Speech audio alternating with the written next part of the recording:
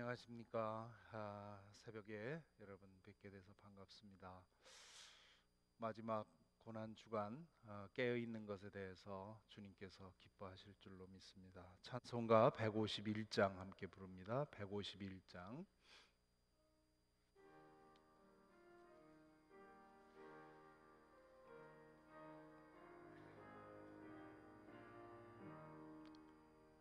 만왕의 왕 내 주께서 왜 고초당했나.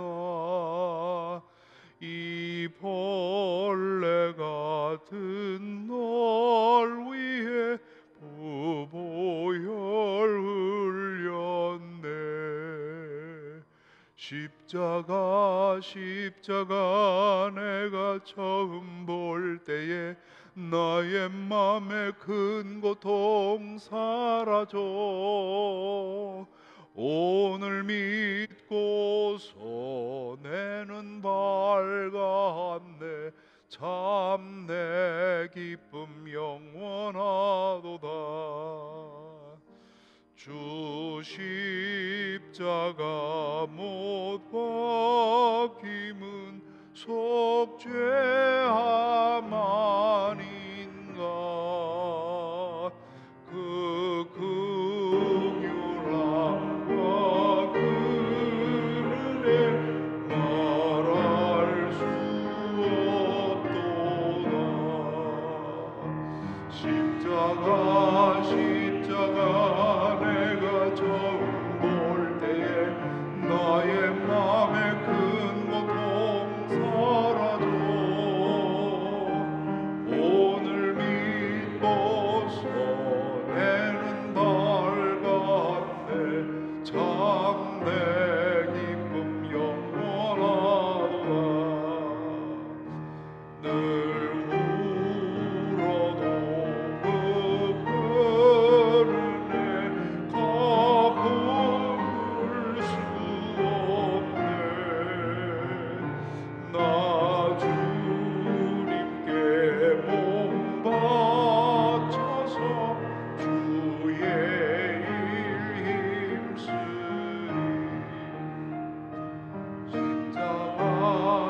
십자가 내가 처음 볼 때에 나의 맘에 큰 고통 사라져. 오늘 믿고서 내는 밝았네. 참 내 기쁨 영원하도다. 기도하겠습니다.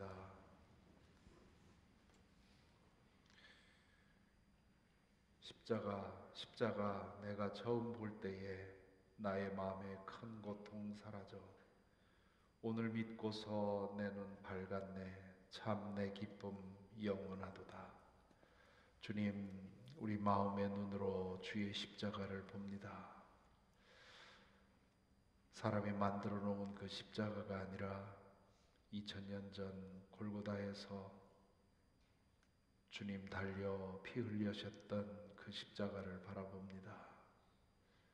무엇 때문에 주님께서 그 고통을 당하셨는지, 주님께서 왜 그 고난을 받아 안으셨는지, 그것이 바로 나의 구원, 나의 죄 씻음, 나를 거듭나게 하기 위해서, 하나님의 자녀로 구하기 위해서 흘리신 것임을 이 시간 믿고 고백합니다.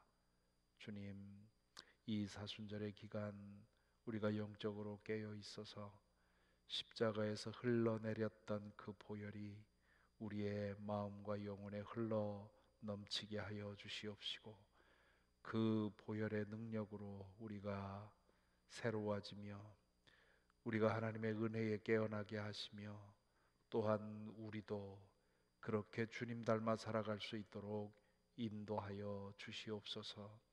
우리의 이 덧없는 삶이 무슨 의미가 있겠습니까? 주님께서 우리를 값주고 사시고 변화시키셔서 주의 나라를 위해 사용될 때 비로소 우리의 생명은 그 값을 가지는 것을 믿습니다. 주님이여, 우리를 주님의 손에 맡겨 놓사오니 우리를 주님 인도하여 주시고 붙들어 축사하여 주옵소서. 우리 주 예수 그리스도의 이름으로 기도하옵나이다. 아멘. 오늘 말씀은 마가복음 15장 말씀입니다. 마가복음 15장 1절부터 5절까지 말씀, 마가복음 15장 1절부터 5절까지의 말씀을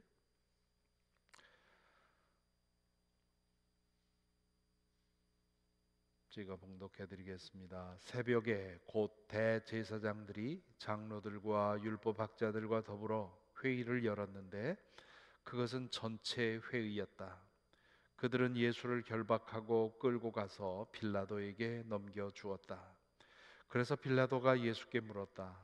당신이 유대인의 왕이요? 그러자 예수께서 빌라도에게 대답하였다. 당신이 그렇게 말하였소.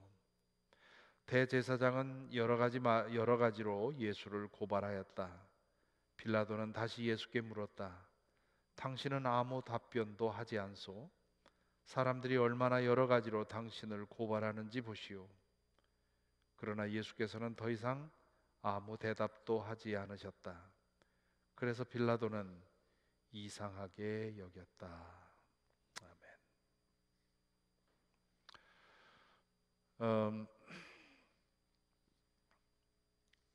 예수님의 마지막 이야기를 우리가 쭉 읽고 있는데요. 산헤드린 의원들이 가야바의 관저에 모여서 먼저 그들 비공식적인 회의를 한 겁니다.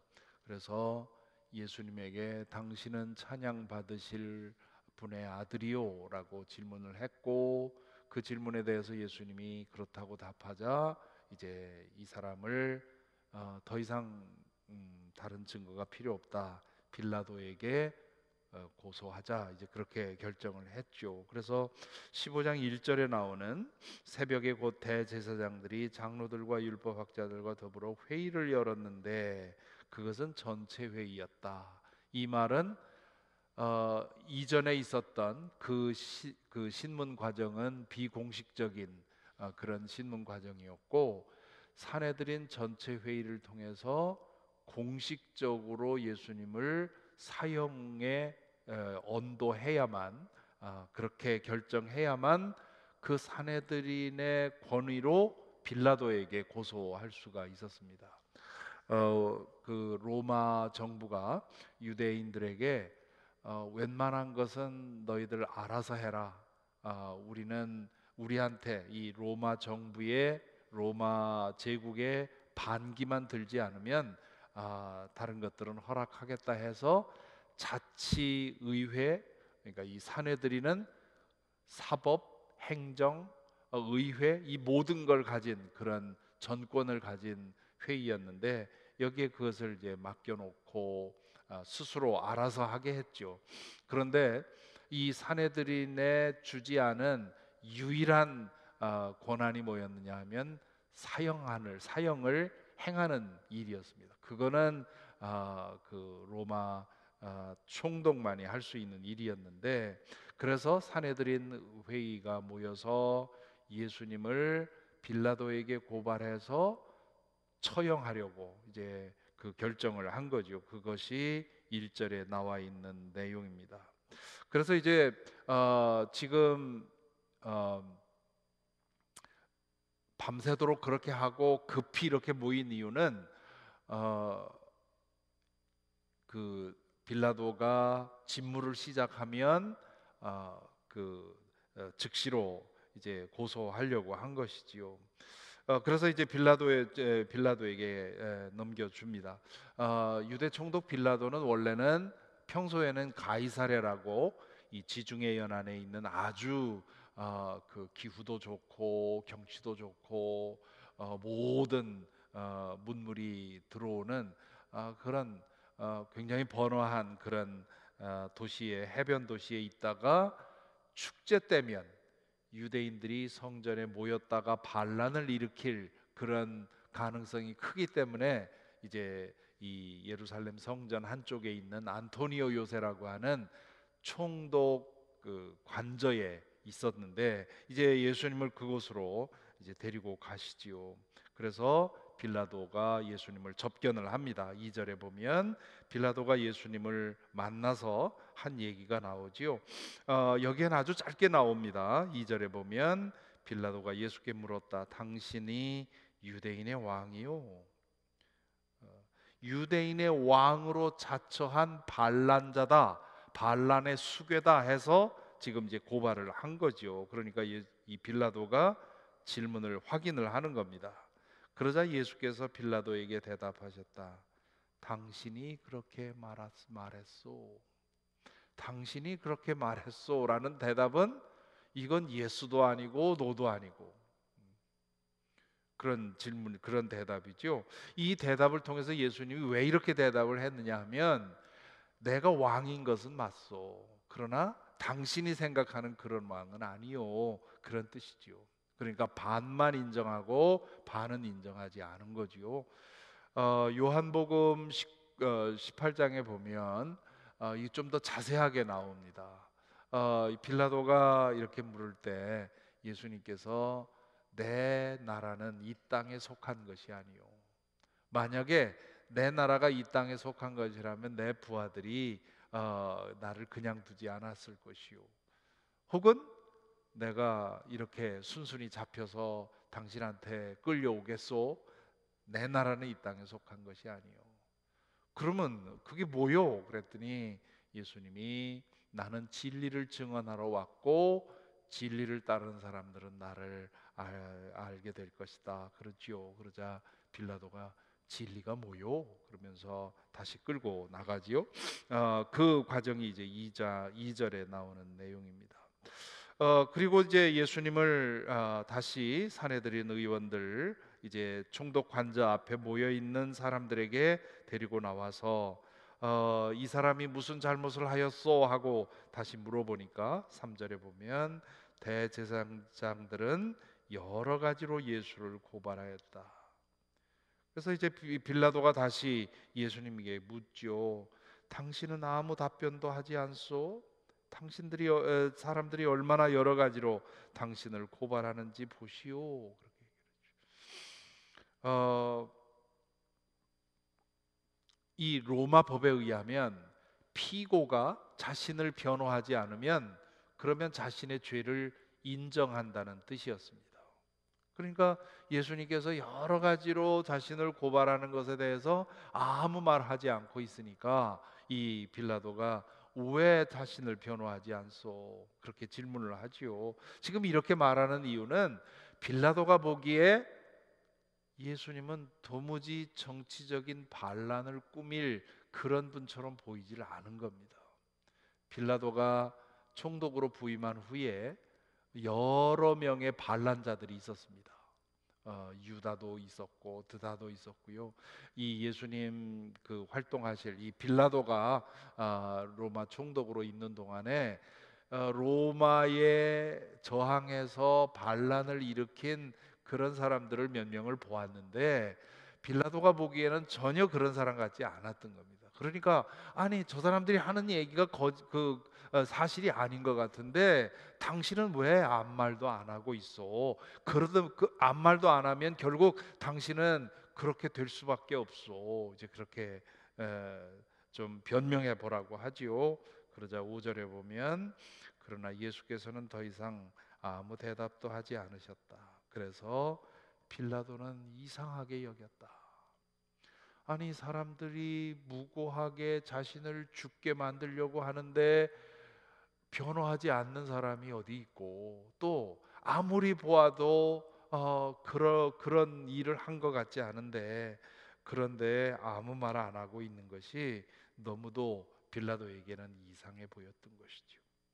자, 오늘 이 짧은 본문입니다만은 여기서 우리는 두 가지를 생각해 볼 수 있는데요. 첫째는 어제 제가 설교 중에 말씀드린 것처럼 예수님이 우리의 왕이시라는 것. 제가 어제 커밍아웃을 했지 않습니까? 저의 그 부족한 신앙을 고백을 했는데 예수님을 왕으로 고백하는 것. 한 사람이 백성 한 사람이 왕 앞에 서는 것은 정말 두렵고 떨리는 일이죠. 내가 노예로서 주인을 섬기는 것은 뭐 때로는 투정할 수도 있고 그렇게 무겁지 않은데 한 백성이 왕 앞에 있다면 그 정말 고개를 들 수 없는, 왜냐하면 말 한마디로도 내 존재를 없앨 수 있기 때문에. 우리가 예수 그리스도가 어떠한 왕인지 어떤 분인지를 제대로 안다면, 그렇다면 예수님에게 감히 고개를 들 수 없고, 사도 요한이 그랬던 것처럼 그 앞에서 죽은 것처럼 두려워 떨어야 되는 그런 존재이지요. 그렇게 두렵고 떠는 우리를 예수님께서 잡아 일으켜 주시고 우리를 종으로 삼으시고, 이제는 두려워 떠는 존재가 아니라, 떠는 관계가 아니라 그분을 찬양하고 감사하고 영광 돌리는 그런 관계로 우리를 회복시켜 주셨다는 것. 예수님이 십자가에 달리신 것은 사실은 예수님의 대관식인 거죠. 왕으로 높여진 것이죠.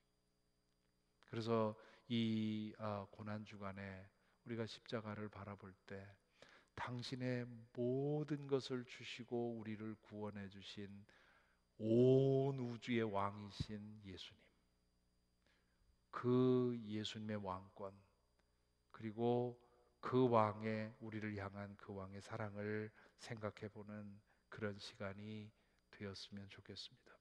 두 번째는 예수님의 침묵이죠. 예수님께서는 이미 겟세마네 동산에서 오래도록 기도하면서 십자가를 지는 고통이 아무리 커도 내가 이것을 받겠다고 결심을 하고 나섭니다. 예수님의 그 겟세마네 동산의 기도에 대해서 설명드릴 때 그 언급을 했습니다마는, 예수님이 겟세마네 동산에서 갑자기 제자들에게 내가 두려워 죽을 지경이다 라고 말한 것은, 이것은 도무지 이해가 되지 않습니다. 그 이전에 예수님이 행하신 말씀과 행적, 또 죽음에 대해서 예수님께서 제자들에게 여러 번 예언하시고 하신 그 이전에 예수님의 그 당당한 모습을 보면, 갑자기 세 제자를 따로 불러놓고 깊은 그 겟세마네 동산에 가셔서 내가 이 두려워 죽을 지경이다라고 제자들에게 말하면서 나와 함께 깨어 있으라고 기도해 달라고 얘기를 하죠. 그것은 예수님이 한 인간의 죽음을 마주했다면 그렇게 두려워할 리가 없죠.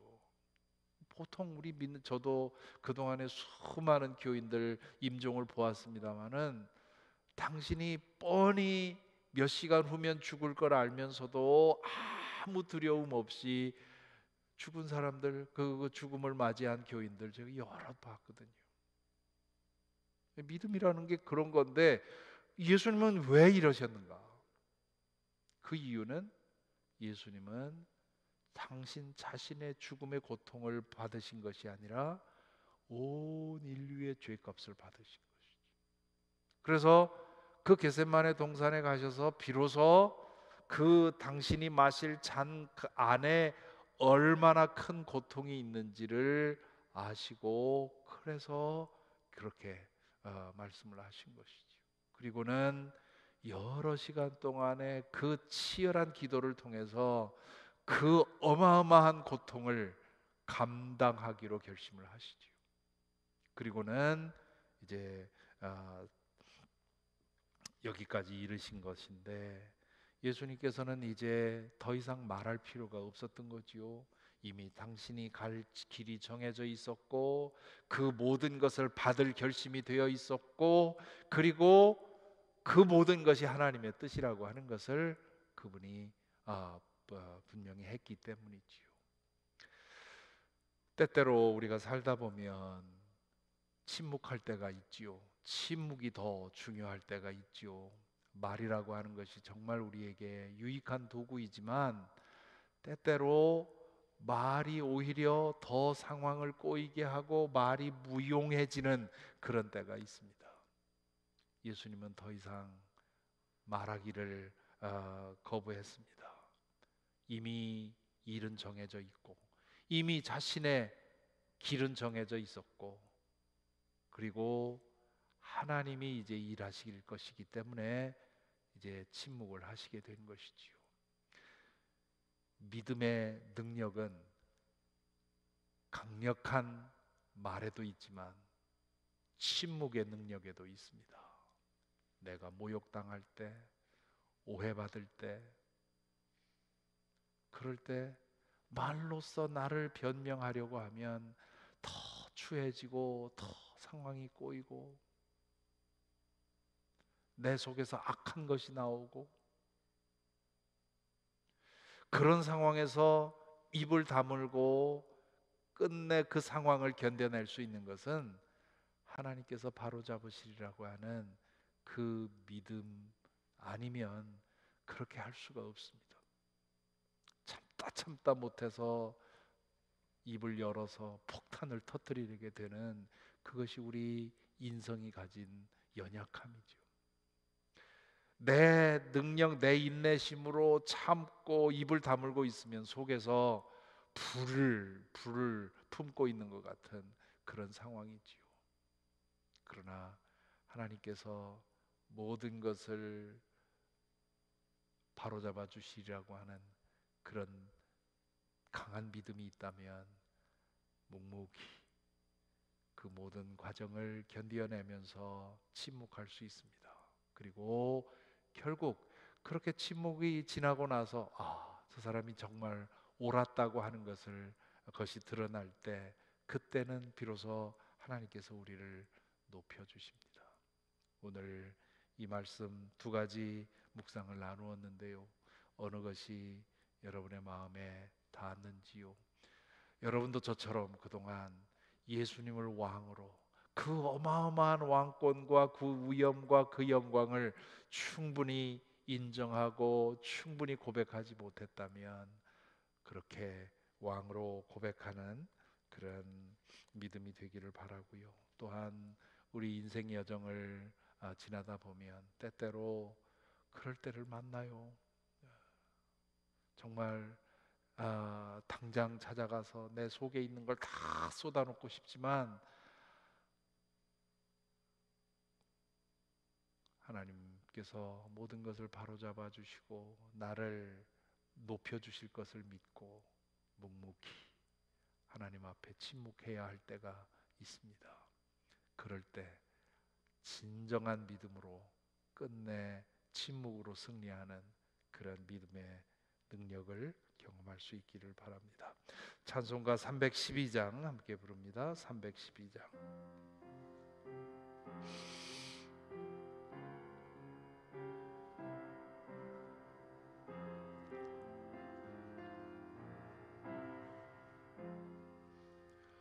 너 하나님께 이끌리어 일평생 주만 바라면 너 어려울 때 힘 주시고 언제나 지켜주시리. 저 크신 사랑 믿는 자 그 반석 위에 서리라. 너 설레는 맘 가다듬고 희망 중 기다리면서 그네로신 주의 뜻과 사랑에 만족하여라. 우리를 불러주신 주 마음에 소원하신다. 주 찬양하고 기도하며 내 본분 힘써 다하라. 주 약속하신 모든 은혜 내게서 이루어지리라. 잠되고 의지하는 자 주께서 기억하시리. 아멘.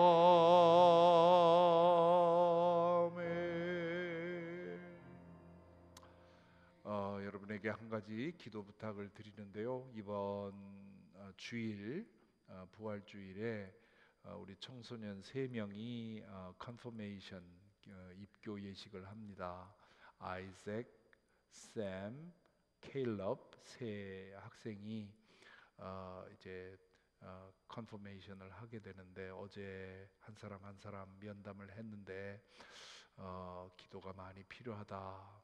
참 이 예식이 단순한 예식이 아니라 그들의 마음에 주의 은혜가 임할 수 있도록 샘, 아이색, 케일럽 세 아이를 계속 이 한 주 동안 그 아이들에게도 얘기를 했습니다. 기도하라고, 기도로 준비하라고 얘기를 했는데 기도해 주시고요. 또 우리 교회 와서 지금 2년 가까이 신앙생활하고 있는 김천영, 김연희 아마 많이 아실 겁니다. 여러 가지 활동 많이 했는데 이 두 청년이 이제 세례를 받습니다. 이제 한국으로 올 연말쯤 되면 돌아가게 되는데 믿지 않는 청년들로 우리 교회에 와서 신앙생활 하다가 드디어 세례를 받습니다. 많은 주저 하다가 최근에 이제 교육을 받으면서 그 마음을 결단하게 됐는데 교회에서 가장 중요한 일이 세례를 베푸는 일입니다. 그런데 이것은 그냥 예식이 아니라 교우들의 기도가 있어야 합니다. 이 김천용, 김연희 부부 여러분 마음에 두시고 기도해 주셔서 이 세례를 베풀 때 그들의 마음속에 성령께서 임할 수 있도록 한 주간 동안 계속해서 기도해 주시기 바랍니다. 기도하십시다. 이 시간 오늘 말씀 생각하면서 두 가지 기도하십시다. 우리 자신의 믿음을 위해서 첫째는 예수 그리스도를 나의 주님으로 여러분 모두 저처럼 그렇게 고백해 왔겠지요. 그런데 우리가 주님이라고 고백하는 그분 내 집에 오셔서 나의 주님 되어 주신 그 주님이 온 인류의 영원하고 완전한 그 왕이시라고 하는 것, 정말 주님의 은혜가 없이는 그분 앞에서 그분 앞에 서면 그저 숨이 멎을 것 같은 그런 어마어마한 분이라고 하는 사실 기억하며 우리가 어떤 분을 믿고 있는지 우리의 믿음을 주님께서 다잡아 주시기를 위해서 기도해 주시고요. 또한 그 믿음으로 인해서 우리 인생 여정을 걸어갈 때 때로는 침묵해야 할 때, 때로는 인내해야 할 때, 때로는 모욕과 오해와 그 모든 것을 감당해야 할 때 묵묵히 그것을 감당해낼 수 있는 그러한 우리의 믿음이 될 수 있도록 우리 기도해 주시기 바랍니다.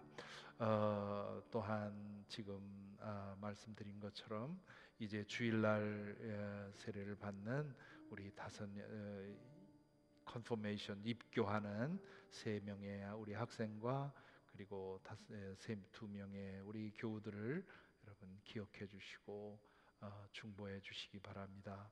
계속 기도하시다가 평안한 마음으로 돌아가시기 바랍니다.